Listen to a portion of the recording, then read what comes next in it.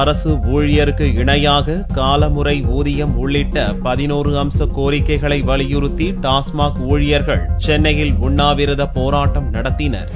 டாஸ்மாக் கடைகளில் 11 ஆண்டுகளாக பணியாற்றி வரும் ஊழியர்களை பணி வரன்முறைப்படுத்த வேண்டும் என்றும், அரசு ஊழியருக்கு இணையாக காலமுறை ஊதியம் வழங்க வேண்டும் என்றும், ஊழியர்களுக்கு இஎஸ்ஐ மருத்துவ காப்பீடு திட்டத்தை அமலாக்க வேண்டும் என்பன உள்ளிட்ட 11 அம்ச கோரிக்கைகளை வலியுறுத்தி சென்னை சேப்பாக்கம் விருந்தினர் மாளிகை அருகே வெள்ளியன்று ஒருநாள் மாநிலம் தழுவிய அடையாள உண்ணாவிரத போராட்டத்தில் டாஸ்மாக் ஊழியர்கள் ஈடுபட்டனர். டாஸ்மாகில் இருக்கிற மதுக்கூட விற்பனையாளர்கள், உதவியாளர்கள், மேற்பார்வையாளர்கள் இவர்கள் சம்பளம் மிக மிக குறைவான சம்பளம். தமிழகத்தினுடைய குறைந்தபட்ச ஊதியம் என்கிற அந்த சம்பளத்தை விட குறைவு.